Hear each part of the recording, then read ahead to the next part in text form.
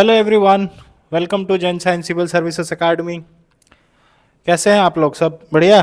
तो आज हम लोग एनसीईआरटी का सीरीज शुरू करने जा रहे हैं। देखिए, यूपीएससी हो या एपीएससी हो या कोई भी एग्जाम हो, अगर आपको बेस और फाउंडेशन बनाना है ना, तो एनसीईआरटी से अच्छा कोई भी और सोर्स नहीं है। और एनसीईआरटी से ही बहुत बार ऐसा होता है कि क्वेश्चन पूछा जाता है। और दूसरा बात क्या है कि फाउंडेशन के लिए एनसीईआरटी ही एकदम बेस्ट रॉ मटेरियल है। तो मैंने सोचा कि क्यों ना एक बार एनसीईआरटी आप लोग के लिए कराया जाए, जिससे आप लोग का फाउंडेशन हर एक सब्जेक्ट का पूरा हो। जैसे आपका ज्योग्राफी है, पॉलिटी है, उसके बाद इकोनॉमिक्स भी है। ऑलमोस्ट अगर आप यूपीएससी या एपीएससी या कोई भी सिविल सर्विसेज एग्जाम का प्रिपरेशन में देखें तो एनसीईआरटी ही आपको एक स्ट्रॉन्ग बेस देता है। आज हम लोग ज्योग्राफी का क्लास 6 से एनसीईआरटी शुरू करेंगे। ज्योग्राफी का देखिए, हम लोग को एनसीईआरटी एक्चुअली सारा तो ऑलमोस्ट मैं बोलूंगा इंपॉर्टेंट नहीं है कि 6 से करें, लेकिन 6 to 12 का एनसीईआरटी आपको ज्योग्राफी के लिए तो करना ही करना चाहिए। हालांकि सब चीज के लिए इंपॉर्टेंट होता ही है, जैसे पॉलिटी के लिए भी 6 to 12 इंपॉर्टेंट है, इको के लिए उतना ज्यादा नहीं है, लेकिन पॉलिटी के लिए ज्यादा जरूरी है। क्योंकि suppose you are from some other background other than humanities, you are from commerce background, you are from science background और वॉट एवर, तो एनसीईआरटी उस समय क्या होता है कि आपको पॉलिटी, इकोनॉमिक्स, हिस्ट्री, ज्योग्राफी का उतना ज्यादा नॉलेज नहीं होता है, क्योंकि आप लोग दूसरा फील्ड में एक्सपर्ट हो, है कि नहीं। तो एनसीईआरटी आपको क्या करेगा, आपको एकदम शुरू से स्क्रैच से पढ़ाते पढ़ाते 6, 7, 8, फिर 9, फिर 10, फिर 10, 11, 12, फिर ये जो आपको जो फ्रेमवर्क देगा ना, तो ये क्या होगा, आपका फाउंडेशन यहां बनेगा और 12 आता आते तक उसके बाद आपका पूरा टॉप फ्लोर तैयार हो जाएगा। और उसके बाद आप जाके यूपीएससी का एग्जाम या कोई भी दूसरा सिविल सर्विस एग्जाम में आप बैठ सकते हो।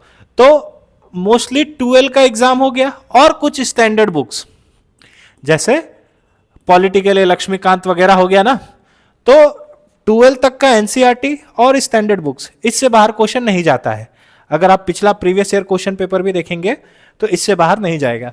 तो आज से हम लोग क्या करेंगे, क्लास 6 का एनसीईआरटी, जो ये नया वाला एनसीईआरटी है, न्यू एनसीईआरटी है, और अभी इस बार ही पिछले साल ही आया था, ये पिछले साल ही ये पहली बार आया है। तो यहां से प्रोबेबिलिटी होता है कि नया कुछ हम लोग से पूछा जा सकता है इसमें। So without wasting our time, let us start. सबसे पहला, locating places on the earth. I am assuming that you know nothing about this subject, so that this class will be beneficial for all of the students. ठीक है। तो locating places on the अर्थ मतलब क्या, कि जहां पे हम लोग जैसे किसी जगह जाना हो, कैसे जा सकते हैं, लोकेशन कैसे पता चलता है, सब कुछ, तो उसी का ये चैप्टर है।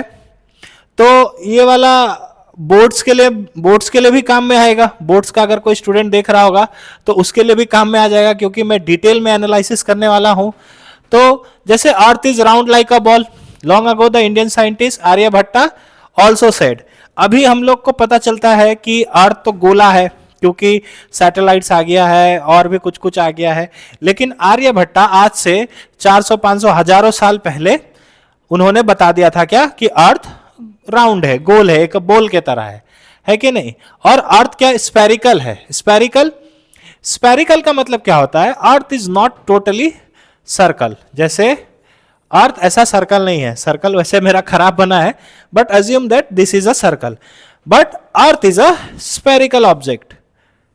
ये थोड़ा सा इसमें ये और ये थोड़ा बल्ज है। अब वो क्यों है, क्योंकि due to rotation of the earth, due to rotation of the earth. अब कोई भी चीज अगर मैं ऐसे अगर मैं घूमू, ऐसे घूमू, ऐसे, तो ये वाला मेरा चीज जो है वो बाहर, हाथ क्या है, वो बाहर की तरफ घूमेगा। क्यों, due to centrifugal force. Centrifugal force का मतलब क्या होता है, कोई भी चीज जब किसी चीज को हम लोग अंदर की तरफ खींचता है तो उतना ही वो बाहर की तरफ जाता है। तो जैसे ऐसे हम लोग अगर घूमा तो ये हम लोग का हाथ हम लोग से दूर भागता है कि नहीं? तो अर्थ भी जब रोटेट करता है तो अर्थ का ये वाला जो हिस्सा है वो उससे दूर भागने का कोशिश करता है, और इसी के लिए अर्थ का एक बल्ज निकल जाता है, यानी कि ये जो ईस्ट और वेस्ट साइड हो वो बल्ज हो जाता है, मतलब बड़ा हो जाता है, और उसी को क्या बोलता है? स्फेरिकल साइज बोलता है। So remember, earth is not a क्या? सर्कल, परफेक्ट सर्कल नहीं है कि नहीं? अब ये एनसीईआरटी का टेक्स्ट है क्या कि ना, imagine you go to new city for the first time, you do not know where the bank, school, market, museum और garden, so what you will do? अगर आपको पता नहीं हो कि मार्केट कहाँ है, म्यूजियम कहाँ है, तो आप क्या करोगे? तो आप क्या कर सकते हो कि आप वहां का लोकल पर्सन से पूछ सकते हो, या आप मैप में देख सकते हो। क्या? मैप में देख सकते हो। अब क्वेश्चन आता है कि मैप क्या होता है, तो इसका आंसर क्या है कि map is help us to find places easily. आजकल तो गूगल मैप्स आ गया है, कहीं भी जाना है नंबर डाल दिया, मतलब नाम डाल दिया, वहां जाना, अब गूगल मैप रास्ता बता देता है। लेकिन पुराना टाइम में कागज में आता था मैप, याद है ना? पुराना टाइम में हम लोग जब खजाना ढूंढने जाता था, मतलब हम लोग तो नहीं, टीवी में देखता था कि खजाना ढूंढने जा रहा है और यहाँ पे बड़ा पेड़ है, पेड़ के पीछे नदी है, तो नदी मिलता है, नदी को किनारे जाना है, फिर उसके बाद एक बड़ा सा पहाड़ है, पहाड़ के नीचे एक पत्थर है, उसके नीचे खजाना छुपा है। तो हम लोग भी चाहता था ना कि हम लोग को भी खजाना मिल जाए, सोचता था कि नहीं हम लोग बचपन में? तो वैसे ही मैप क्या करता है, हम लोग को जगह ढूंढने में हेल्प करता है। जैसे कि रेलवे स्टेशन हो, बैंक हो, सारा मैप में हम लोग को पता चलता है। तो मैप क्या है? Map is a drying of a place on a flat surface. Flat surface मतलब, अब हम लोग को मैप, अगर ये कोई भी लोकेशन तो ऐसे होता है, यहाँ हम लोग खड़े रहते हैं, यहाँ पे एक जगह होगा, यहाँ जगह होगा, यहाँ जगह होगा, है कि नहीं? 3D। लेकिन हम लोग क्या करता है मैप में, जैसे ये एक रास्ता होगा, यहाँ पे एक मंदिर है, तो ये मंदिर का एक सिंबल हो गया, रेलवे ट्रैक का ये सिंबल होता है कि नहीं? हॉस्पिटल का उसके बाद ये वाला सिंबल होगा, वैसे वैसे टाइप का इसको बोलता है flat surface. It shows red, तो ये क्या हम लोग को दिखाता है? रोड, फिर उसके बाद buildings, gardens, school, market, railway station, river, mountains, countries और स्टेट। ये सब कौन दिखाता है हमको? ये हम लोग को मैप दिखाता है, ठीक है? तो मोस्टली हम लोग मैप में 4 डायरेक्शन हम लोग को पता चलना चाहिए, 4 डायरेक्शन हम लोग को पता होना चाहिए। क्या? ऊपर में क्या होता है? नॉर्थ, नीचे में क्या होता है? साउथ, और राइट हैंड साइड की तरफ क्या होता है? ईस्ट, और यहां पे वेस्ट। और रियलिटी में ये तो हम लोग जब मैप ऐसे करके उठा के देखेगा तो यहां होगा नॉर्थ, यहां साउथ, लेकिन रियलिटी में जहां हम लोग फ्रंट कर रहा है, जहां मैं देख रहा हूं, वो क्या होगा? वो नॉर्थ होगा, मेरा नॉर्थ, और मेरा पीछे क्या होगा? साउथ। मेरा राइट हैंड साइड में क्या होगा? ईस्ट। मेरा लेफ्ट हैंड साइड में क्या होगा? वेस्ट, है कि नहीं? और सपोज कहीं आप जंगल में गए, आपको पता नहीं है कि कौन सा लोकेशन कौन सा है, लेकिन आपको इतना पता है कि मेरा राइट हैंड साइड में मेरा ईस्ट होगा, है कि नहीं?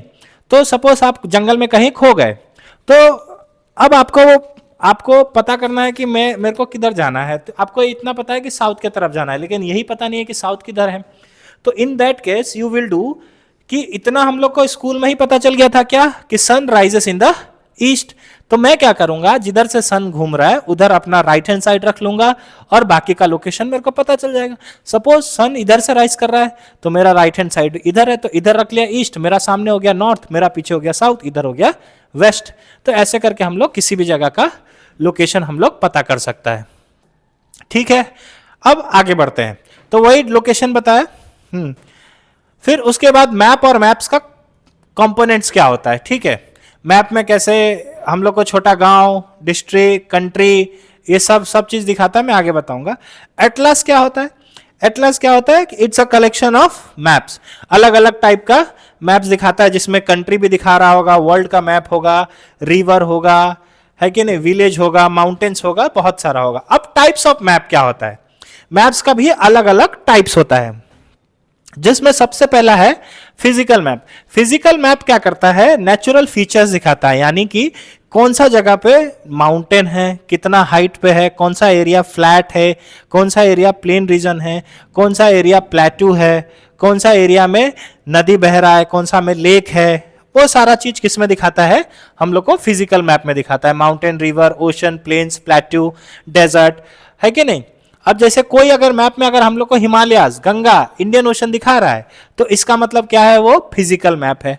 फिर पॉलिटिकल मैप क्या होता है, पॉलिटिकल मैप में हम लोग को क्या दिखाता है, कंट्रीज, स्टेट, डिस्ट्रिक्ट, विलेज, ये सारा क्या है, पॉलिटिकल मैप है। क्यों, क्योंकि पॉलिटिकल मैप का मतलब क्या होता है कि एक certain area ruled by someone, है कि नहीं। जैसे India is ruled by the Indian people, so India and China are different entity, different countries. So in world map you will see China, India, Pakistan, Japan, Indonesia, अलग अलग type का country देखोगे आप लोग। फिर वैसे ही इंडिया में स्टेट्स का, डिस्ट्रिक्ट का, सिटी का, कैपिटल का और बाउंड्रीज, स्टेट बाउंड्रीज होता है वो सब। फिर उसके बाद जैसे a map of India showing Assam, Delhi, Maharashtra etcetera. और लास्ट में थर्ड में आता है थीमेटिक मैप। मतलब ये मैप क्या होता है, किसी एक थीम पे बेसिस होता है।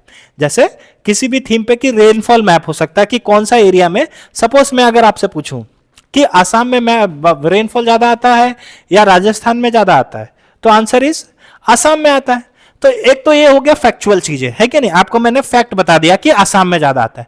उसी चीज को मैं मैप से भी शो कर सकता हूं कि सपोज मैंने क्या किया, एक जगह पे ऐसे कर दिया कि green means more rainfall, MR मोर रेनफॉल, और रेड मीन्स लेस रेनफॉल। और फिर मैंने क्या किया, इंडिया का एक मैप बना दिया, ऐसे एक रफ मैप बना दिया, ऐसे बहुत रफ बनाया है ताकि जल्दी जल्दी में, तो जिस तरफ ग्रीन होगा उस तरफ ज्यादा ये होगा, और जिस तरफ रेड वो हो गया कम वाला रेनफॉल। अब ये हो गया थीमेटिक हो गया कि नहीं, अब हम लोग को किसी को मतलब से पता चल गया कि नहीं। वैसे ही हम लोग अलग अलग टाइप का थीमेटिक मैप बना सकता है, जैसे पॉपुलेशन का कि कौन सा एरिया में ज्यादा पॉपुलेशन है, कौन सा में कम है। फिर फॉरेस्ट का, कौन सा एरिया में ज्यादा फॉरेस्ट है, कौन सा में कम है, वो मैप से भी हम लोग शो कर सकता है। उसके बाद सॉइल मैप, सॉइल मैप कैसा होगा, किस एरिया में कौन सा माटी मिलता है, एलुवियल मिलता है कि इग्नियस वाला रॉक मिलता है, या एलुवियल मिलेगा, या फिर ब्लैक सॉइल मिलेगा, या फिर लेटराइट वगैरह वगैरह का। फिर क्रॉप मैप, मतलब कौन सा स्टेट में कौन सा क्रॉप उगता है, यानी फसल। सपोज आसाम में टी उगता है तो हम लोग टी का एक सिंबल देगा, और जैसा जैसा स्टेट में टी ग्रो हो रहा है उसमें वो टी का सिंबल देते रहेगा। जैसे आसाम में भी होता है, कर्नाटका में भी होता है, वेस्ट बंगाल में भी होता है टी। फिर टेम्परेचर मैप, कि टेम्परेचर मैप क्या शो करेगा हम लोग को कि कौन सा एरिया में कितना ज्यादा गर्मी है। अभी तक समझ में आ रहा है? अगर आ रहा है तो मैं इसके बाद क्वेश्चन दूंगा, मतलब क्वेश्चन करने के लिए दूंगा, तो वो क्वेश्चन आप लोग सॉल्व करिएगा। फिर उसके बाद अगला दिन मैं आके उसी क्वेश्चन का आपको आंसर दूंगा। तो इससे क्या होगा कि आपको अभी से प्रैक्टिस होते रहेगा। और believe me, suppose you are doing this class very rigorously and sincerely, then you will get many question out of from here, out of this video। समझ में आया? तो ये रहा पॉलिटिकल मैप। अब ये इंडिया का पॉलिटिकल मैप है ना। जैसे अब पॉलिटिकल में क्या हो रहा है, ये उत्तराखंड का बाउंड्री हिमाचल प्रदेश के साथ, उत्तराखंड का बाउंड्री उत्तर प्रदेश, जयपुर, भोपाल, चंडीगढ़। अभी देखिए यहीं से क्वेश्चन आता है, इस बार पूछ लिया था यूपीएससी कि Uttar Pradesh share boundaries with most of the state in India. तो क्या होगा इसका आंसर, सही है कि नहीं? 1 2 3 4 5 6 7 8 स्टेट के साथ ये बाउंड्री शेयर करता है कि नहीं? वही मध्य प्रदेश किसके साथ कर रहा है? गुजरात, 2 राजस्थान, 3 4 के साथ कर रहा है, नहीं है। फिर आसाम का देखिए 1 2 3 4 5 6 7, आसाम भी 7 के साथ कर रहा है, लेकिन अभी भी उत्तर प्रदेश आगे चल रहा है 8 के साथ। तो वैसा टाइप का क्वेश्चन यूपीएससी कहीं से भी पूछ लेता है। तो ये हो गया पॉलिटिकल मैप। उसके बाद अब देखते हैं, ये रहा मैं जो बताया आपको कि इसका मैप, मतलब ये हो गया फिजिकल मैप। फिजिकल मैप में ये वाला भी हम लोग का ही एरिया है। ये मैप में जो इंटरनेशनल पब्लिशर लोग होते हैं ये डिस्प्यूटेड एरिया बताते हैं, लेकिन दिस इज आवर लैंड, ठीक है, दिस इज आवर लैंड। तो ये हो गया फिजिकल मैप। देखिए अरुणाचल प्रदेश में माउंटेन है, हिमालयज है, तो इसीलिए डार्क कलर, जितना ज्यादा डार्क होगा उतना ज्यादा वो माउंटेन होगा। सिक्किम में माउंटेन है, उत्तराखंड में माउंटेन है, जम्मू एंड कश्मीर में माउंटेन है, लद्दाख में माउंटेन है, तो इसीलिए ये क्या है, डार्क कलर होते जा रहा है। ग्रीन मतलब प्लेन एरिया, डार्क मतलब हिली एरिया। तो वैसे ही शिलोंग में है ना पहाड़, शिलोंग में है, लेकिन गुवाहाटी क्या है, प्लेन एरिया है। वैसे ही इस तरफ पूरा पहाड़ वाला एरिया है कि नहीं। तो ये हो गया फिजिकल मैप, दिख रहा है। तो ये पेनिनसुलर प्लेटू हो गया, ये पूरा ये जो एरिया को, जो एरिया तीनों तरफ से पानी से ढका रहता है उसको बोलता है पेनिनसुलर प्लेटू। 1 2 3, तो ये हो गया पेनिनसुलर। तो ये भी मोस्टली ऊपर ही है as compare to UP, Bihar, Assam, है कि नहीं। और देखते हैं ये वाला थीमेटिक मैप। ये हो गया थीमेटिक मैप। ये क्या है, major soil types in India. ये देखिए, अब वही चीज इंफॉर्मेशन मैं आपको ये बोल सकता था कि आसाम में एलुवियल सॉइल मिलता है कि नहीं, और बिहार में मिलता है। लेकिन मैं आपको मैप से भी तो बता सकता हूं ना कि किस किस एरिया में एलुवियल सॉइल मिलता है। जैसे गुजरात, यहाँ राजस्थान, हरियाणा, दिल्ली, यूपी, बिहार और वेस्ट बंगाल का कुछ हिस्सा, आसाम, तो ये सारा एरिया में एलुवियल मिलता है। फिर तेराई इधर मिलेगा, फिर उसके बाद mix red and black soil, इस एरिया में ब्लैक सॉइल। तो ये क्या हो गया, एक थीमेटिक मैप है, समझ में आया। फिर उसके बाद क्या है, ये सब हम लोग का उतना काम नहीं होता है, डिस्टेंस और स्केल, कि कौन सा एरिया, स्केल क्या है कि a map shows a large, जैसे सपोज अब एरिया तो हम लोग का, अभी सपोज यहां से अगर मैं बिहार का बात बोलूं, गुवाहाटी टू पटना PNBE, ये करीब 1000 किलोमीटर है कि नहीं, 1000 किलोमीटर है। लेकिन अगर मैप में मेरे को दिखाना है तो डायरेक्टली मैं ऐसे करके दिखा सकता हूं। ये रह गया GHY और ये है पटना। तो सपोज ये एरिया को मैं क्या करूंगा, इसको कंसिडर कर लूंगा कि ये 1000 किलोमीटर है। 1 सेंटीमीटर या 10 centimetre is equal to 1000 kilometre. तो इससे क्या हो जाएगा, मेरा आसानी हो जाएगा नापने में, ताकि 10 सेंटीमीटर का लाइन को मैं 1000 किलोमीटर कंसिडर कर सकूं, और कुछ नहीं है, वही है स्केल। जैसे 1 सेंटीमीटर इक्वल टू 500 मीटर दिया हुआ है, वैसे ही 1 centimetre on map, 10 metre on ground, 4 centimetre को हम लोग 40 मीटर ले लेता है। समझ में आया। प्लेग्राउंड 40 मीटर लॉन्ग, प्लेग्राउंड का एग्जांपल है 40 metre long, 30 metre wide. Scale में हम लोग क्या ले लेगा, सपोज एक ग्राउंड है, रियलिटी में तो इतना बड़ा ग्राउंड है, और ये ग्राउंड के पीछे एक बड़ा सा हॉस्पिटल है, ये बड़ा सा हॉस्पिटल है। लेकिन यही मैप में अगर मेरे को शो करना होगा, ये मैप है सिटी का, तो यहां पे मैं क्या करूंगा, एक इतना छोटा सा ग्राउंड बनाऊंगा और इसके पीछे एक हॉस्पिटल का सिंबल दूंगा। तो ये रियलिटी में ये वाला 40 मीटर है और ये 30 मीटर है, लेकिन इसका मैप में हम लोग क्या करूंगा, इसको मैं 4 सेंटीमीटर ले लूंगा, 4 सेंटीमीटर, और इसको 3 सेंटीमीटर। तो ये क्या कर रहा है, स्केल कर दे रहा है कि कम चीज में एडजस्ट हो जाए। समझ में आया, आई होप यहां तक क्लियर है। और कुछ नहीं। डायरेक्शन क्या होता है, डायरेक्शन मतलब कौन सा जगह किस तरफ, जैसे बताया शुरू में ही, नॉर्थ, साउथ, ईस्ट, वेस्ट, है कि नहीं। और मैप में क्या होता है, नॉर्थ हमेशा टॉप में रहेगा, साउथ हमेशा नीचे रहेगा, है कि नहीं, नॉर्थ। और एक चीज, हाँ, नॉर्थ और साउथ, ये हो गया, नॉर्थ हमेशा टॉप पे, साउथ हमेशा नीचे। ये मैप में जब हम लोग मैप देखेगा ना, जैसे ये ग्लोब है, तो जब हम लोग देख रहा है तो ये होगा नॉर्थ, ये होगा साउथ, हम लोग का राइट हैंड साइड में होगा ईस्ट और लेफ्ट हैंड साइड में होगा वेस्ट। ये होता है मैप में। लेकिन सब रियलिटी में हम लोग के आंख के सामने जो होगा वो होगा हम लोग के लिए नॉर्थ। ये हो गया ईस्ट, ये हो गया वेस्ट। लेकिन इसमें और थोड़ा सा एक चीज है, अब ये एरिया को हम लोग क्या बोलेगा, नॉर्थ ईस्ट। ये दोनों के बीच में है, इसीलिए इसको क्या बोलेगा, नॉर्थ ईस्ट। उसके बाद नॉर्थ ईस्ट और उसके बाद साउथ ईस्ट। साउथ ईस्ट अगर मैं बोलूं तो पहले you have to come to the south, उसके बाद ईस्ट। याद रखिएगा कैसे लोकेशन मैप किया जाता है। अगर suppose someone is telling you to come to the north east, तो you go to the north then east. अब if someone is telling to you to come to the south east, so first go to the south then east. तो south east यानी कि यहां, तो ये क्या हो गया, साउथ ईस्ट। अब सपोज कोई तुमको बोल रहा है कि साउथ वेस्ट में आना है, तो come to the south then west, यानी कि यहां,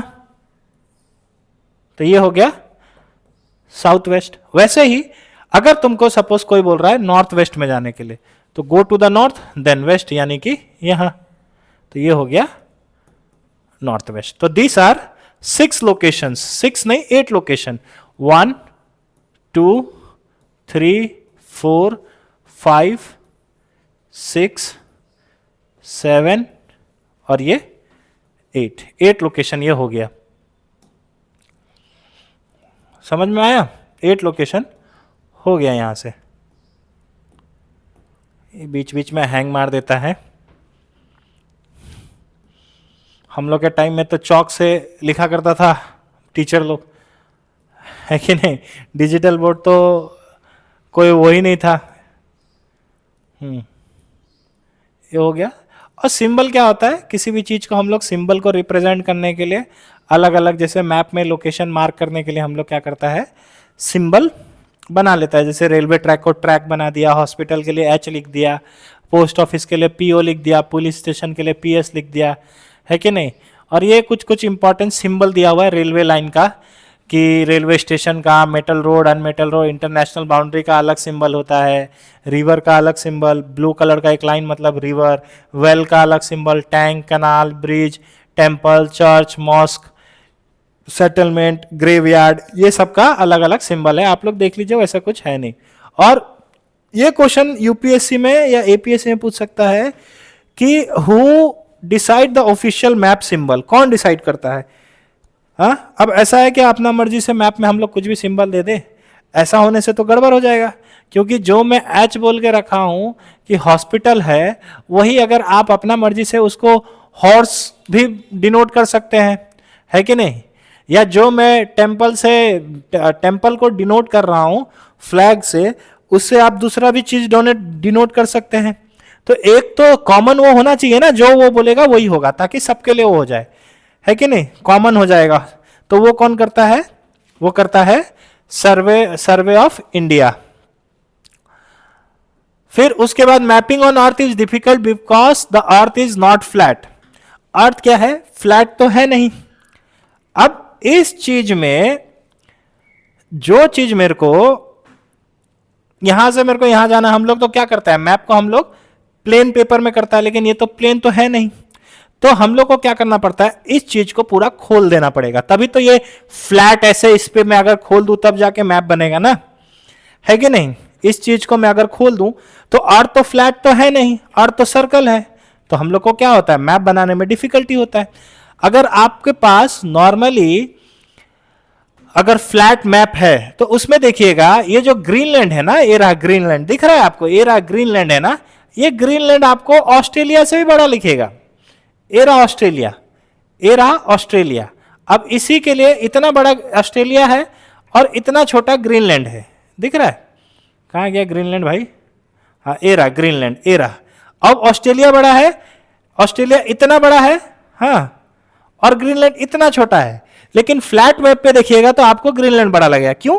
क्योंकि फ्लैट चीज को जब हम लोग सपोज जो राउंड चीज को हम लोग सर्कल को अगर फ्लैट करेगा तो ऊपर का हिस्सा एक्सपांड हो जाता है। समझ में आया? तो इसको एक फोटो से देखते हैं, जैसे एग्जांपल से।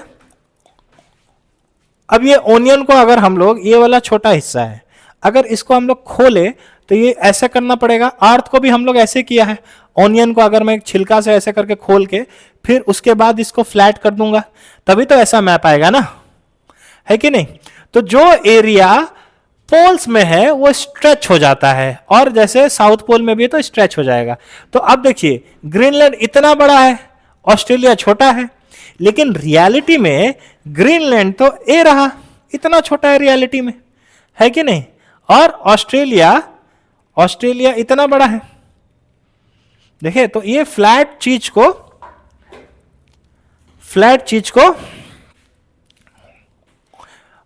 सॉरी, जो राउंड चीज है उसको फ्लैट करने में दिक्कत आता है। अब ग्लोब क्या होता है? ग्लोब और कुछ नहीं होता है, यही होता है ग्लोब। समझ में आया? यही होता है ग्लोब। क्या? स्मॉल मॉडल ऑफ द अर्थ, ये होता है ग्लोब। ग्लोब में भी शो अर्थ, मून, मार्स, स्टार जो भी है।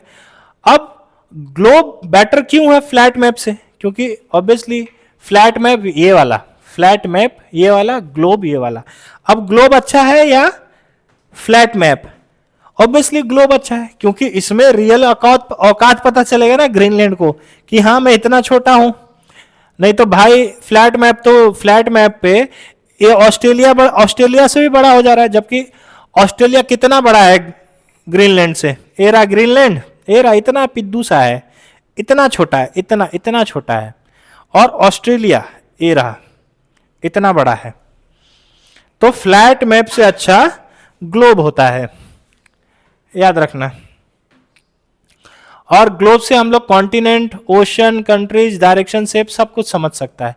अब बात आता है, अब मेन यहां पे ये चैप्टर का मेन जो चीज है वो यहां शुरू होगा। तो सबसे इंपॉर्टेंट क्या है? कोऑर्डिनेट्स। कोऑर्डिनेट्स मतलब समझते हैं ना आप लोग? कोऑर्डिनेट्स, कोऑर्डिनेट्स मतलब जैसे ये हो गया कोऑर्डिनेट्स, ये हो गया कोऑर्डिनेट्स। अब इसमें एक लाइन जा रहा है, अब इसी को मैं ऐसे भी काट सकता हूं। तो ये सारा एक कोऑर्डिनेट्स हो गया, ये दूसरा, ये तीसरा, ये चौथा, ये पांचवा, ये 6, 7, 8 ऐसे करके ये सारा क्या होता है? इसी को क्या बोलता है? Coordinates. Where both horizontal and vertical lines, where both vertical and horizontal lines meet is called coordinates. समझ में आया? तो कोऑर्डिनेट्स क्या करता है? हम लोग को एग्जैक्टली एक लोकेशन पे जाने में हेल्प करता है। सपोज एक रो है, आप स्कूल जाते हो, आपको अलग अलग डेस्क बेंच मिलता है कि नहीं? उसके बाद अलग अलग तो कितना बेंच होता है? बहुत सारा। कोई इस रो में होगा, उस कॉलम में होगा। तो सपोज ये हो गया ए बी सी डी, और ये हो गया 1 2 3 4। अगर आपका कोई दोस्त यहां बैठा हुआ है, यहां पे स्कूल में बेंच में यहां पे बैठा हुआ है, तो suppose he or she want to tell you her location, then how can he or she tell you that come to the C column? बोला ठीक है, मैं सी कॉलम में आ गया हूं यहां पे, and then come to the third row. तो क्या करेगी वो? 1 2 3 और आपके पास पहुंच जाएगी सीधा, है कि नहीं? नहीं तो अगर सेपरेटली ढूंढना होता तो कितना टाइम लगता है कि नहीं उसको, कि वो एक एक करके यहां से देख रही है, फिर यहां से देख रही है, फिर यहां से देख रही है, फिर यहां। अगर उसने डायरेक्टली आपको बोला come to the C column and to the third row, फिर आप वहीं बैठे थे, मिल गए वहां। तो देखा कितना इजी होता है ना ढूंढना, कितना ज्यादा इजी होता है।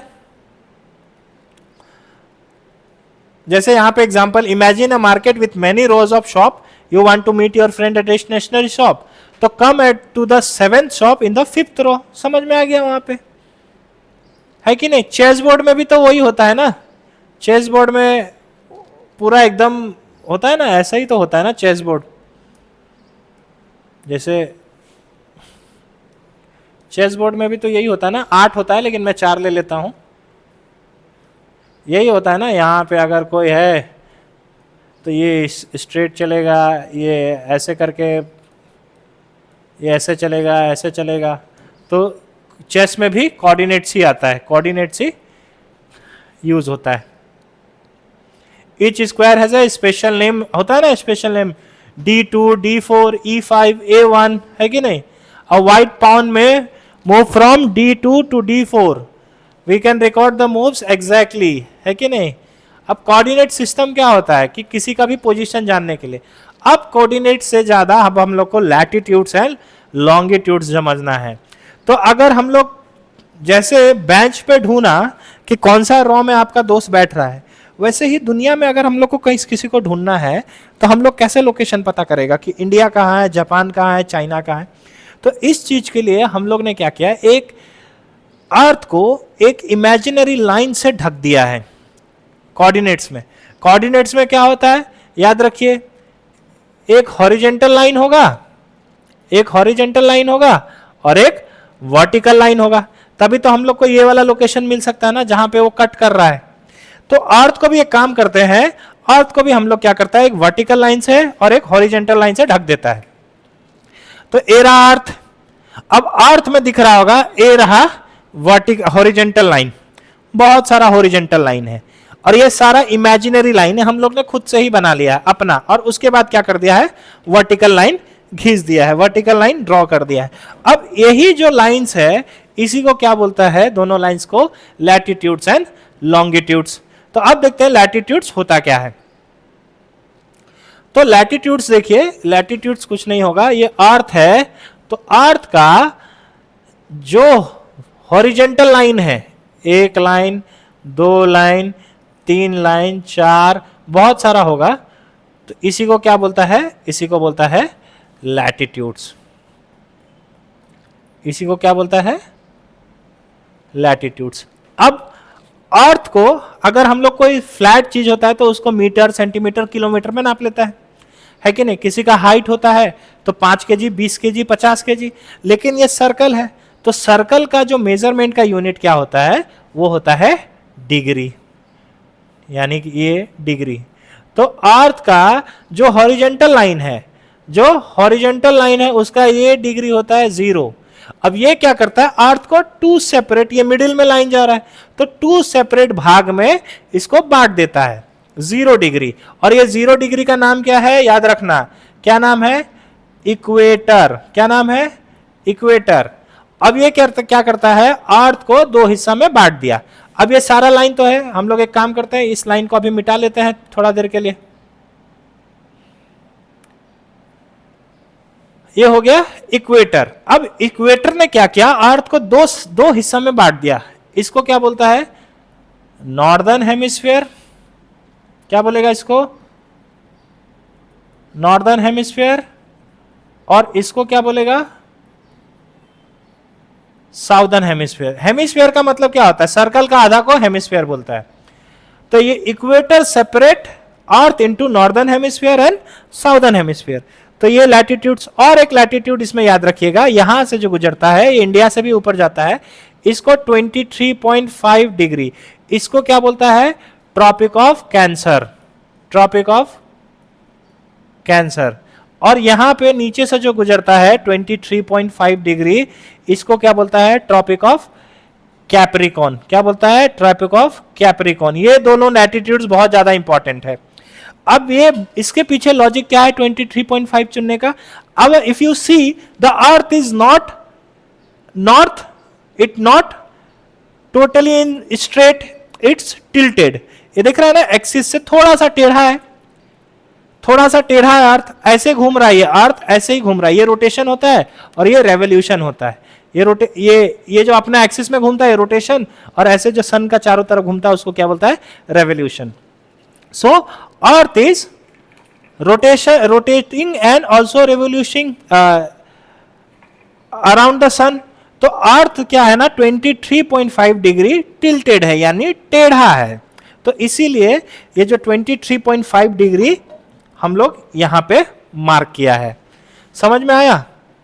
और इसका जो ऊपर वाला लाइन जो है, जो ऊपर वाला लाइन क्या है, इसको हम लोग 90 डिग्री बोलता है, 90 degree north.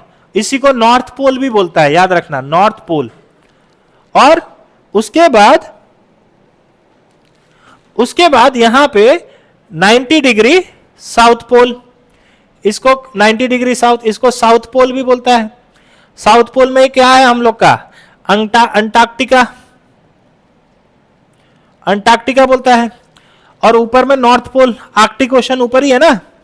So I hope यहां तक आप लोग को समझ में आ रहा। उसके बाद ये रहा लिखा हुआ है सारा चीज।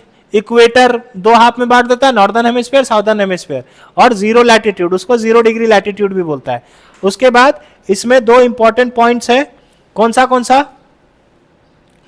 3 है, 0 डिग्री नॉर्थ पोल और साउथ पोल। उसने उस चीज के बारे में नहीं बताया, जैसे 23.5 डिग्री वाला, इसमें नहीं लिखा हुआ, एनसीईआरटी में नहीं था, लेकिन मैं फिर भी आपको एक्स्ट्रा बता दिया हूं। तो if you see the latitudes, here is the 0 degree, here is the 0 degree, और ये 10 डिग्री, 20, 30, 40, 50, 60, 70, 80, 90। तो इट्स लाइक आपको रॉ बता दे रहा है। अभी अगर क्लास का एग्जांपल से आप कंसिडर करें तो दिस इज द रॉ, है कि नहीं? तो लोकेशन का एक हिस्सा तो हमको मिल गया, रॉ मिल गया, रॉ यानी लैटिट्यूड्स तो मिल गया। अब लैटिट्यूड्स यानी लेटा हुआ लाइन, एक याद रखने के लिए वो है, तो ये क्या है? लेटा हुआ लाइन। अब इसके बारे में फैक्ट समझ लीजिए कि इसको पैरेलल्स भी बोलता है। पैरेलल्स का मतलब क्या होता है? दो जब लाइन साथ में गुजरता है उसको बोलता है पैरेलल्स। तो दिख रहा होगा ये इसके पैरेलल, इसके पैरेलल, इसके पैरेलल, इसके पैरेलल, ये।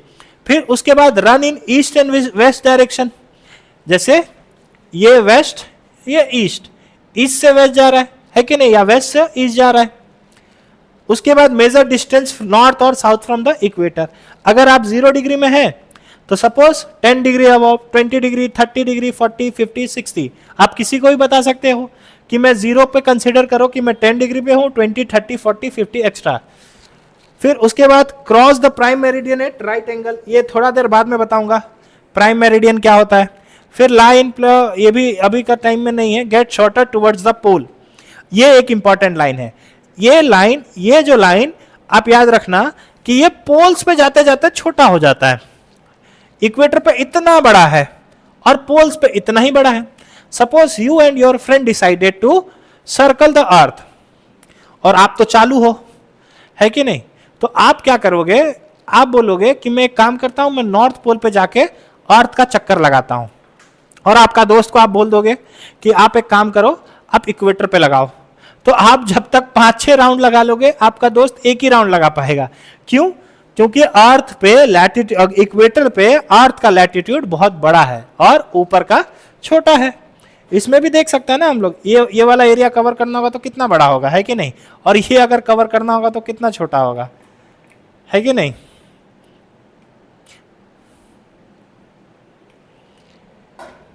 ठीक है, ये समझ में आ गया। अब दिल्ली का एग्जांपल देख देते हैं कि दिल्ली 29 डिग्री नॉर्थ लैटिट्यूड पे, अगर, हाँ ये भी याद रखना, जब हम लोग इक्वेटर का बात करता है ना, तो इक्वेटर का हम लोग नॉर्थ साउथ पे बात करता है। सॉरी, इक्वेटर बोल रहा हूँ, सॉरी, लैटिट्यूड्स का जब हम लोग बात करता है तो हम लोग नॉर्थ साउथ पे बात करता है। कौन सा डिग्री से? 0 डिग्री से। ये 0 डिग्री हो गया। अब इसके ऊपर 10 डिग्री, ये कौन सा है? नॉर्थ होगा। ये भी नॉर्थ, ये भी नॉर्थ, ये भी नॉर्थ, ये भी नॉर्थ, ये भी नॉर्थ, ये भी नॉर्थ, और ये क्या होगा? South, south, south, south, south.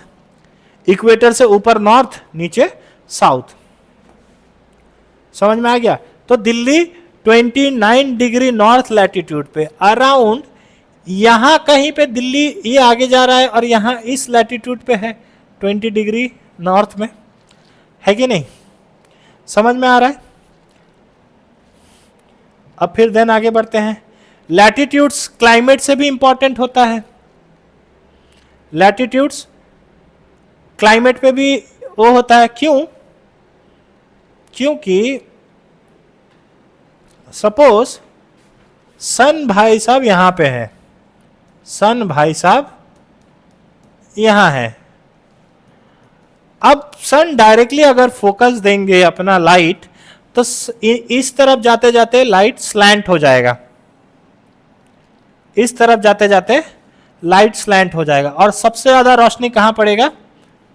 Equator पे। क्यों? क्योंकि यहां तक सन का रोशनी जाते जाते, आप दिख रहा होगा सन का जो रास्ता है वो बहुत बड़ा हो जाएगा। तो रास्ता अगर बड़ा हो जाएगा तो सन का रोशनी छोटा हो जाएगा, लेकिन यहां पे रास्ता कम है इसलिए ज्यादा हीट पहुंचेगा। दिख रहा है ना, ये वाला सर्कल बड़ा है कि ये वाला सर्कल बड़ा है? ऑब्वियसली वो ऊपर वाला सर्कल बड़ा है, यानी कि ऊपर जब पोल्स में जा रहा है तो वो बड़ा हो जा रहा है। तो सन का रोशनी जब ज्यादा लंबा रास्ता तय करेगा तो उसका जो पावर है, हीट का कैपेसिटी है, वो कम हो जाएगा। इसीलिए पोल्स में ठंडा होता है। क्यों? क्योंकि सन का रोशनी वहां ज्यादा नहीं पहुंच पाता है, और सबसे ज्यादा गर्मी कहां होता है? इक्वेटर पे। तो इससे हम लोग को यह पता चला, if we moves away from the equator then we will feel less hot, और if we moves towards the equator we will feel more hot. समझ में आया? अगर सपोज यहाँ पे 20 डिग्री है, यहाँ पे सपोज यहाँ तो ऐसे माइनस में होता है, फॉर एग्जाम्पल यहाँ पे 15 ले लेते हैं, तो नीचे जब तक आते रहोगे ना आपको डिग्री सेल्सियस बढ़ते रहेगा। 40, यहाँ पे 40 एग्जाम्पल ले लेते हैं, ऐसे एग्जैक्टली होता नहीं है, 50। तो ये पोल से इक्वेटर आ रहा है तो बढ़ते जा रहा है, अब इक्वेटर के पोल्स पे जाएंगे ना तो कमते जाएगा, 40, 30, 20, 10। तो ये चीज यहां पे आप लोग याद रख लीजिएगा।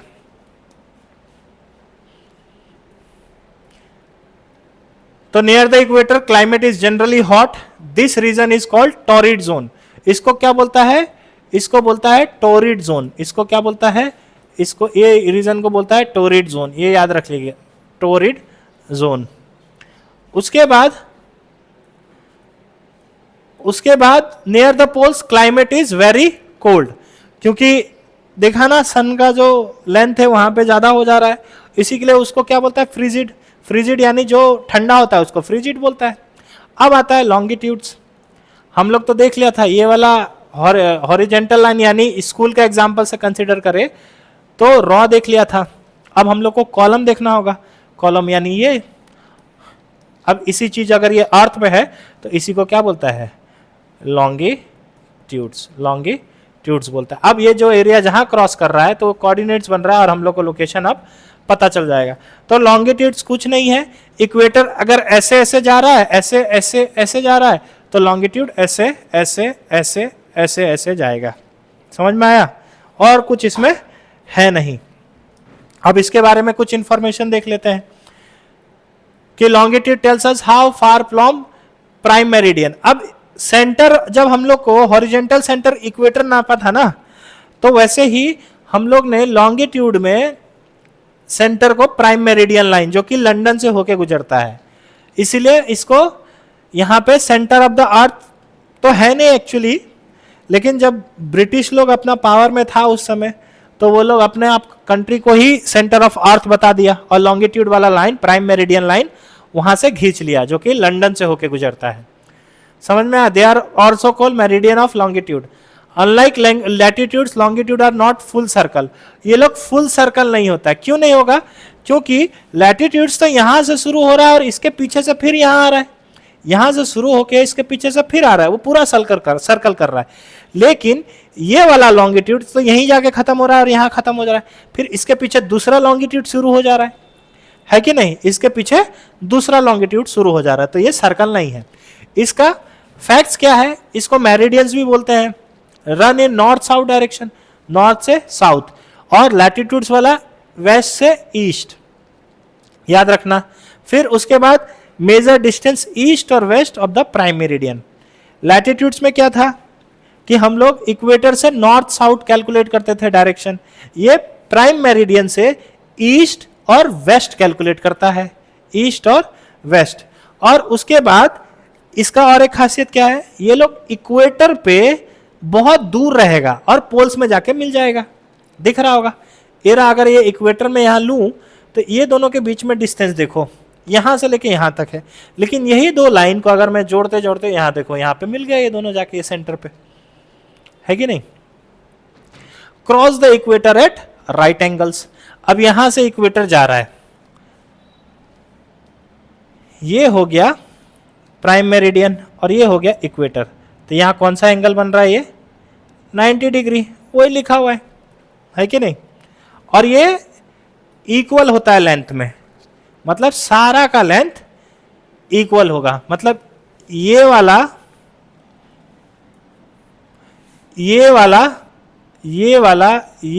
ये सारा का लेंथ सेम है। अगर कोई जितना बड़ा जो है वो सारा लेंथ सेम, लेकिन ऐसा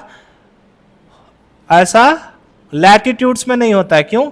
क्योंकि लैटिट्यूड्स में ये बड़ा होता है और ये वाला देखो कितना छोटा हो गया, तो लैटिट्यूड्स का लेंथ सेम नहीं होता है, लेकिन लॉन्गिट्यूड्स का होता है। समझ में आ गया? फिर प्राइम मेरिडियन क्या है? Prime meridian longitude we knew, starting line तो चाहिए ना, तो इसीलिए हम लोग प्राइम मेरिडियन को एक स्टार्टिंग लाइन शुरू कर दिया कि वो 0 डिग्री होगा और उसके बाद यहां से 10 20 30, यहां से 10 20 30 से शुरू हो जाएगा। और इसको प्राइम मेरिडियन भी बोलता है, समझ में आया। और एक Greenwich, through Greenwich near London in England, England में एक जगह है ग्रीनविच, इसीलिए इसको ग्रीनविच मेरिडियन लाइन भी बोलता है।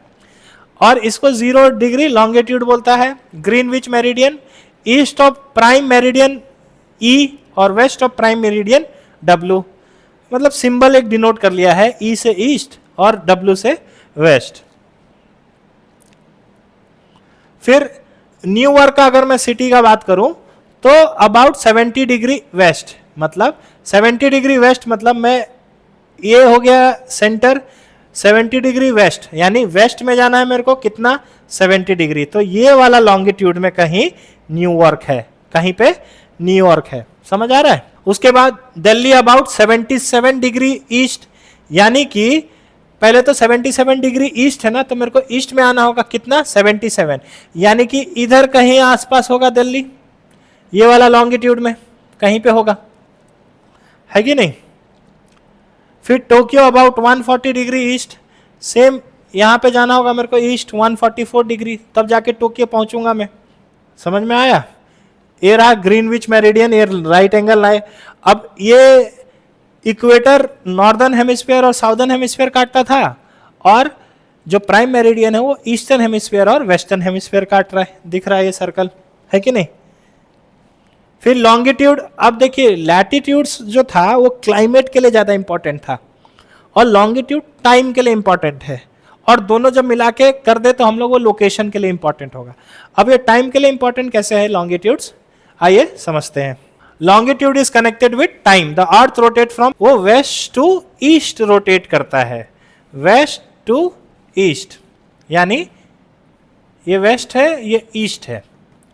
तो अगर ये मैप ऐसे लूं मैं, ग्लोब ऐसे लूं, तो इस तरफ वेस्ट है या ईस्ट है, तो ये इस तरफ से ऐसे रोटेट होगा, ऐसे करके ऐसे रोटेट होगा, याद रखना, ठीक है, वेस्ट टू ईस्ट। ये भाई चल जा।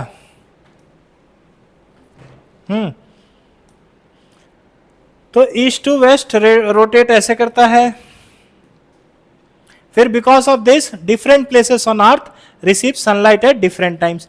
सपोज अभी सनलाइट इस तरफ है, आपके तरफ फेस कर रहा है सन, तो इस तरफ दिन होगा और इस तरफ रात होगा।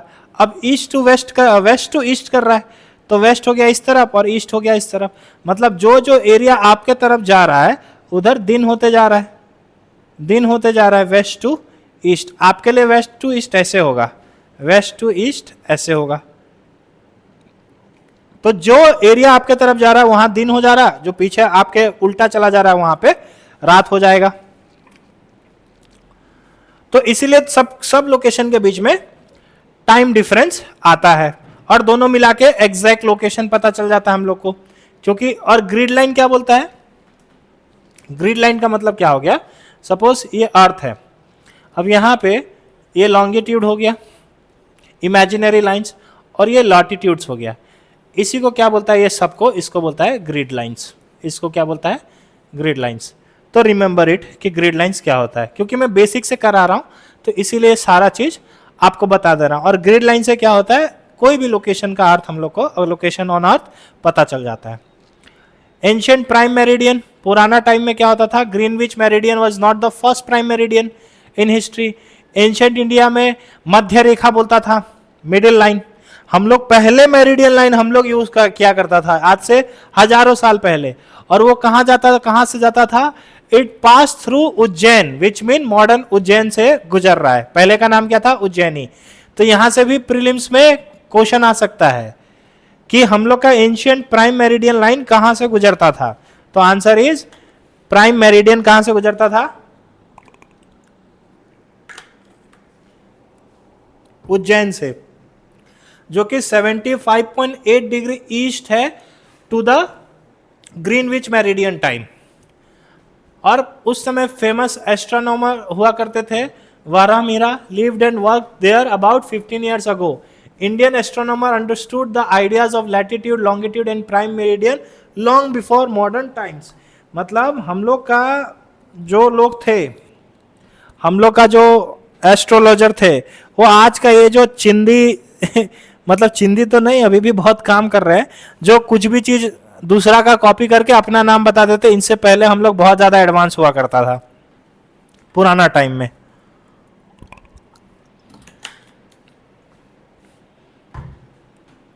तो पहले का मॉडर्न कहाँ 75.8 डिग्री ईस्ट उज्जैन से गुजरता था। ये मैप आप लोग देख लीजिए, ठीक है। ये इंडिया का लोकेशन है, 70 डिग्री ईस्ट, 80 डिग्री। ये फट गया है, कोई बात नहीं, ज्यादा बड़ा हो गया ना।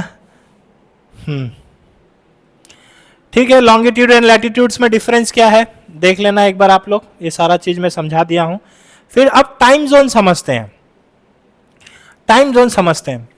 अगर suppose you are the sun, तो you are front of this, तो इस चीज को वापिस से घूम के आने के लिए कितना टाइम लगेगा? इसको वापस से घूम के आने के लिए 24 आवर्स लगेगा। समझ में आया? तो इसका मतलब ये पूरा सर्कल कितना डिग्री का होता है? सर्कल पूरा कितना डिग्री का होता है? पूरा सर्कल होता है 360 डिग्री का। इसको पूरा कवर करने में कितना टाइम लगता है? 24 आवर्स। यानी कि 1 आवर में कितना घूमेगा ये? 1 आवर में कितना घूमेगा ये? 1 आवर में 15 डिग्री घूमेगा, यानी कि 1 घंटा में ये 15 डिग्री घूमेगा। और अगर मैं इसको 60 मिनट्स, 1 घंटा में 60 मिनट्स होता है, तो इसको 60 मिनट से मैं अगर डिवाइड कर दूं तो इसका मतलब ये 4 डिग्री घूमता है 4 मिनट में। 4 मिनट में कितना डिग्री घूमेगा ये? 4 मिनट में 4 minute is equal to 1 degree. समझ में आ गया? तो ये याद रखना कि 4 मिनट में वो 1 डिग्री घूमता है। कैसे पता चला? हम लोग 360 को डिवाइड किया 24 से, फिर 1 आवर को डिवाइड किया, 1 आवर 60 मिनट 15 से डिवाइड किया तो आया 4। तो 4 मिनट में 1 डिग्री अर्थ घूमता है। समझ में आया? 4 मिनट में 1 डिग्री घूमता है। तो ये वाला अगर टेबल देखें हम लोग, 45 डिग्री ईस्ट दिख रहा है 9 AM। अगर 45 डिग्री पे 9 बज रहा है तो 30 डिग्री पे 10 बज रहा होगा। दोनों का बीच में कितना का डिफरेंस है? दोनों का बीच में 15 का डिफरेंस है। यहां से यहां पे 15 डिग्री घूमने के लिए कितना चाहिए था? 15 डिग्री घूमने के लिए 1 आवर चाहिए था। तो ऑब्वियसली अगर यहां पे 9 बज रहा है तो 15 डिग्री के बाद कितना बजेगा? 10, क्योंकि यहां 15 डिग्री है। फिर उसके बाद 10 से 11 बजने में कितना डिग्री का है? इसमें भी 15 डिग्री का दिख रहा है यहां 30, 15, 0। और ये है ग्रीनविच मेरिडियन और प्राइम मेरिडियन। इसके इस तरफ होता है वेस्ट ईस्ट और इसके इस तरफ होगा वेस्ट। और सन कैसे मूव करता है? वेस्ट टू ईस्ट डायरेक्शन, मतलब वेस्ट से ईस्ट के तरफ, वेस्ट से ईस्ट के तरफ, वेस्ट से ईस्ट के तरफ। समझ में आया? ऐसे घूमता है वेस्ट से ईस्ट की तरफ। तो अगर सन पहला है, अगर सन यहां है तो ये एरिया ऐसे जाते रहेगा, ऐसे जाते रहेगा, ऐसे जाते रहेगा। पहले लाइट यहां आएगा, फिर यहां, फिर यहां, फिर यहां, फिर जब तक यहां पे लाइट पहुंचेगा तब तक इस तरफ पूरा अंधेरा हो जाएगा, इस तरफ अंधेरा हो जाएगा। तो आई होप यहां तक क्लियर है। फिर लॉन्गिट्यूड्स एंड टाइम, ये ध्यान रखना कि when we move east time becomes ahead. जब हम लोग ईस्ट के तरफ जाते हैं तो टाइम अहेड हो जाता है। सपोज ये 0 डिग्री है GMT ग्रीनविच मेरिडियन टाइम, और इस तरफ है ईस्ट और इस तरफ है वेस्ट। सपोज यहां वेस्ट में 50 डिग्री है और यहां पे 40 डिग्री ईस्ट और ये 50 डिग्री वेस्ट। अब हम लोग क्या देखा था कि सन ईस्ट से वेस्ट से ईस्ट की तरफ मूव करता है, वेस्ट से ईस्ट की तरफ मूव करता है। समझ में आया? वेस्ट से ईस्ट की तरफ मूव करता है। तो जब हम लोग सपोज यहां 12 बज रहा होगा, सपोज यहां पे 12 AM हो रहा होगा, इस दोनों के बीच में इसको 45 डिग्री ले लेते हैं ताकि कैलकुलेशन के लिए आसान हो। इस दोनों के बीच में डिफरेंस कितना है? 45 डिग्री, यानी कि 3 आवर का गैप है इसमें, क्योंकि 15 degree is equal to 1 hour. तो जितना यहां 12 बज रहा होगा वहां पे 3 बज रहा होगा, तो यहां पे क्या हो रहा होगा? 3 AM। अब इस तरफ 50, इसको एक काम करते हैं, इसको 60 ले लेते हैं ताकि कैलकुलेशन में आसानी होगा। 60 डिग्री वेस्ट, यानी कि इसका और इसका डिफरेंस कितना है? 4 आवर्स का। यहां पे कितना होगा? 4 आवर्स। अब यहां पे ये तो वेस्ट हो गया, वेस्ट से हम लोग अगर ईस्ट के तरफ जाएगा तो हम लोग क्या करेगा? यहां से 0 से इसके तरफ जाएगा तो टाइम गेन होगा, और इससे इधर आएगा तो टाइम माइनस होगा। तो 12 से हम लोग इधर क्या करेगा? माइनस कर देगा 4 घंटा। तो कितना हो जाएगा यहाँ पे 8 PM हो रहा होगा। ऐसा क्यों किया हम लोग? क्योंकि sun rotate from the west to east.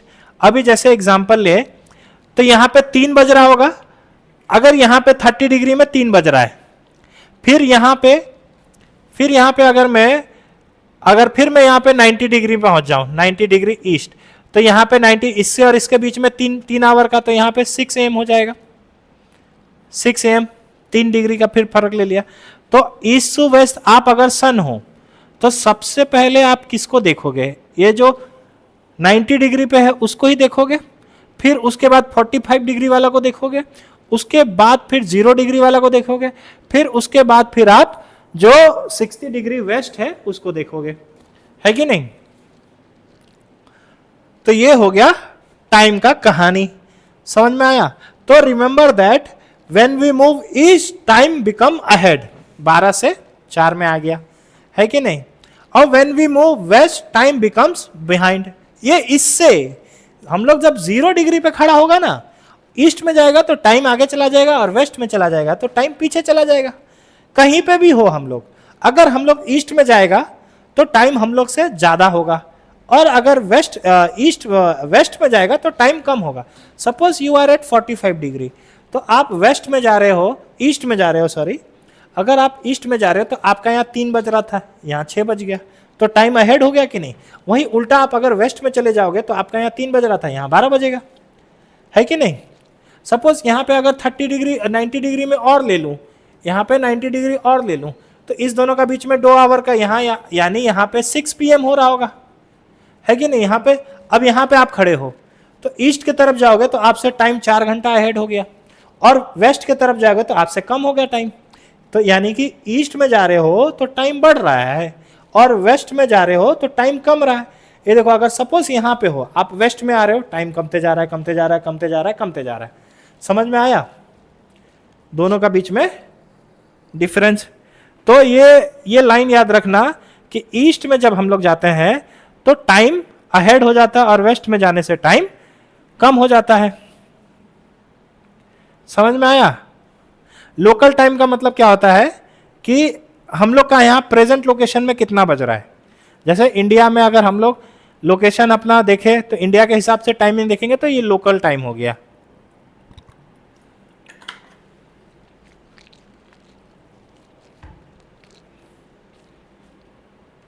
अब यहां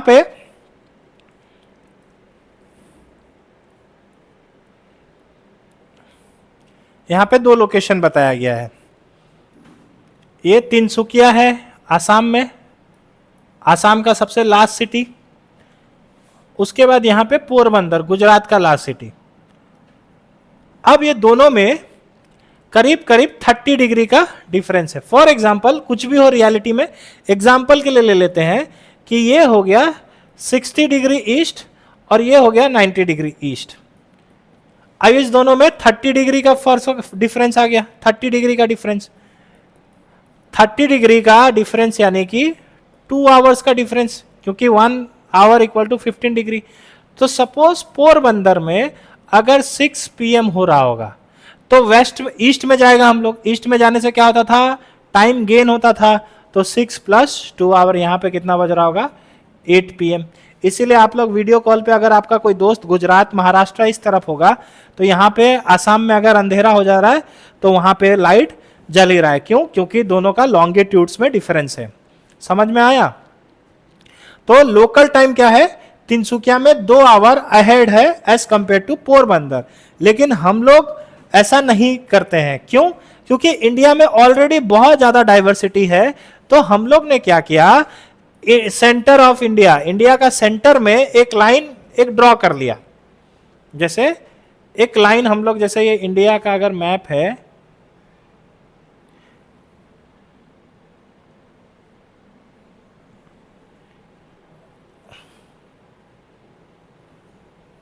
ये इंडिया का मैप है, तो हम लोग ने इतना ज्यादा ऑलरेडी डाइवर्सिटी है ही, तो टाइम का भी डाइवर्सिटी करने से दिक्कत हो सकता है। तो इसीलिए हम लोग ने क्या किया, यहां से एक लाइन खींच दिया 82.5 डिग्री ईस्ट में, और बोला कि इंडिया का सारा टाइम कैलकुलेशन इसी से होगा। तो सपोज 0 डिग्री यहां है, ये कौन सा है, जीएमटी, ग्रीनविच मेरिडियन टाइम या मेरिडियन लाइन। तो यहां से हम लोग के बीच में 82.5 डिग्री ईस्ट में हम लोग है, इंडिया है। तो यहां अगर 12 बज रहा होगा, अगर यहां पे 12 बज रहा होगा, 12 पीएम ले लेते हैं, और 82.5 पे कितना होगा, तो ऑब्वियसली 82.5 डिग्री को अगर हम लोग एक डिग्री कितना 4 मिनट में घूमता था, तो 82.5 डिग्री कितना मिनट में घूमेगा, 4 से इंटू कर लेते हैं। तो 4 5 जा 20 का 0, 2 4 2 जा 8 0, 4 8 जा 32, तो 34। अब 34 को अगर ये 34 मिनट में आया, 60 से मेरे को अगर करना है, तो ये 0 गया, ये 0 गया, ये इधर हो जाएगा 35, 5.30 आएगा। तो इसका मतलब ग्रीनविच मेरिडियन से वी आर अहेड 5.30 मिनट्स, यानी 5 आवर 30 मिनट्स हम लोग इससे अहेड है, इससे आगे है। मतलब हम लोग सुबह, अगर हम लोग के यहां जल्दी सूरज उग जाता है, क्यों? क्योंकि we are at the east of green meridian time, Greenwich meridian time. समझ में आया? तो रियलिटी में देखा जाए तो पोरबंदर में 6 बज रहा है, तो अरुणाचल में कितना होना चाहिए, 8, या आसाम में कितना होना चाहिए, 8। लेकिन सिंस इतना ज्यादा डाइवर्सिटी हम लोग के पास, इसीलिए हम लोग क्या करता है, एक लाइन में ही सारा टाइम सेम कर देता है, सब कुछ को सेम कर देता है। फिर स्टैंडर्ड टाइम का मतलब क्या होता है कि वही जो मैं बोला कि सेम टाइम, कि अगर नहीं तो आसाम का अलग होगा, दिल्ली का अलग होगा, गुजरात का होगा, तो हम लोग एक सेम टाइम पे फिक्स कर दिया है, उसी को क्या बोलता है, इंडियन स्टैंडर्ड टाइम, जो कि 5 आवर्स अहेड ऑफ जीएमटी। अभी समझा दिया मैंने, है कि नहीं? ये लोकल टाइम दिया हुआ है। टाइम जोन क्या है, अलग अलग टाइम जोन है पूरा, ये इसमें अलग अलग टाइम जोन है। जैसे सारा कंट्री का अलग अलग टाइम जोन है, जैसे ये 5, 1, 3, ये 4, 8। अब सपोज जिस कौन सा कंट्री का सबसे ज्यादा टाइम जोन होगा, याद रखना वो कंट्री जो लैटिट्यूड में ज्यादा बड़ा है।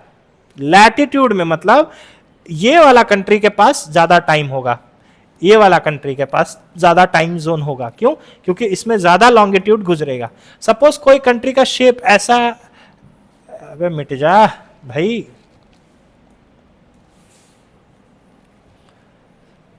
तो जो कंट्री हॉरिजेंटली बड़ा है उस कंट्री के पास ज्यादा टाइम जोन होगा।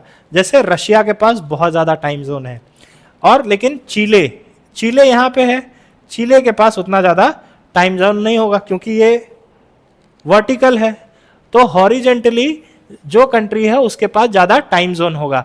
लेकिन सबसे ज्यादा टाइम जोन रशिया के पास नहीं है, सबसे ज्यादा टाइम जोन फ्रांस के पास है, फ्रांस के पास। ऐसा क्यों? फ्रांस तो बहुत छोटा कंट्री है। ऐसा इसलिए क्योंकि फ्रांस में अलग अलग टेरिटरी है, कहीं ओशन में है, कहीं कहां पे है, अलग अलग टेरिटरी पे उसने कब्जा करके रखा हुआ है, इसीलिए इसके पास बहुत ज्यादा टाइम जोन है। समझ में आया? अब इंटरनेशनल डेट लाइन वो 180 डिग्री लॉन्गिट्यूड में है, ये यहां पे होगा 180 डिग्री लॉन्गिट्यूड। तो अगर ये हो गया अर्थ, यहां से 0 डिग्री निकलता है, तो यहां पे क्या आएगा, 180 डिग्री आएगा। तो इसको अगर हम लोग क्रॉस कर ले तो दूसरा डेट में चले जाएंगे, इसको अगर क्रॉस कर ले तो दूसरा डेट में आ जाएंगे। समझ में आया कि इफ वी क्रॉस ईस्टवर्ड तो वी सबट्रैक्ट 1 डे। अगर हम लोग ईस्ट के तरफ, ये इंटरनेशनल डेट लाइन है, सपोज इंटरनेशनल डेट लाइन है, ये कौन सा कंट्री से गुजरता है वो इंपॉर्टेंट है। ठीक। तो इंटरनेशनल डेट लाइन से अगर हम लोग ईस्ट के तरफ चले जाएंगे तो -1, और वेस्ट के तरफ चले जाएंगे इंटरनेशनल डेट लाइन में तो हम लोग ऐड कर देगा वहां पे। सपोज आप यहां पे हो, यू आर एट हेयर, और आपके यहां 22 तारीख हो रहा है, तो आप क्या किए, आप ईस्ट वर्ड चले गए, मतलब आप इसको क्रॉस करके इधर आ जाए, तो आप अपना मोबाइल में देखेंगे तो आप 21 तारीख हो रहा होगा, है कि नहीं। सपोज आपका दोस्त यहां पे है जिसके लिए आज 21 तारीख है, वो वैसे ही अगर इस तरफ आ गया तो इसके लिए 22 तारीख हो जाएगा। समझ में आया। तो ये होगा international date line. I hope you are understanding till here. और इंटरनेशनल डेट लाइन परफेक्टली पूरा स्ट्रेट नहीं है, क्योंकि फिर कोई कंट्री का आधा हिस्सा 22 तारीख में जी रहा होगा, कोई कंट्री का आधा हिस्सा 23। सपोज अगर पैसिफिक ओशन से गुजरता है तो ये लैंड ऐसा है, कहीं ऐसा है, कहीं ऐसा आइलैंड्स है, बहुत ज़्यादा ऐसा है। तो सपोज अगर मैं यहाँ से एक लाइन ऐसे घिस दूँ इंटरनेशनल डेट लाइन, तो ये वाला कंट्री 21 तारीख में जी रहा होगा, सॉरी ये वाला कंट्री का आधा हिस्सा 21 तारीख में जी रहा होगा और ये वाला 22 तारीख में जी रहा होगा। वैसे ही ये 22 तारीख में जिएगा और ये 21 तारीख में जिएगा। तो इस चीज को अवॉइड करने के लिए इंटरनेशनल डेट लाइन क्या किया है कि ये ज़िगज़ैग जैसे बनाया है, जैसे सपोज ये कंट्री के लिए ऐसे ऐसे ऐसे ऐसे करके बना दिया गया है ताकि कंट्री को कवर कर सके पूरा टोटली। ठीक है, समझ में आया यहां तक। देन आगे बढ़ते हैं। अब चैप्टर खत्म हो गया। आप ये क्वेश्चन देख लीजिए and take an screenshot so that you can solve, and in the next class I will give you the answer of this. So read and take the screenshot and I will discuss in the next class. So question number 1 देख लिया आप लोगों ने, screenshot ले लो। ये UPSC level का question है। फिर ये क्वेश्चन नंबर 2 है, इसका भी स्क्रीनशॉट ले लो। ले लिया, ठीक है। क्वेश्चन नंबर 3 ले लो, स्क्रीनशॉट ले लिया। फिर क्वेश्चन नंबर 4 देख लो। अच्छा, क्वेश्चन नंबर 4 का थोड़ा सा इसमें चला गया, इसको मैं छोटा कर देता हूँ। ये रुक जा भाई, हाँ ये रहा क्वेश्चन नंबर 4 का स्क्रीनशॉट ले लो। और finally question number 5, question number 5 का स्क्रीनशॉट ले लिया। ठीक है, फिर आज का क्लास हम लोग यहीं खत्म करते हैं। ये चैप्टर कंप्लीट हो गया। मिलते हैं अब नेक्स्ट क्लास में, तब तक के टेक केयर और keep revising it. Thank you.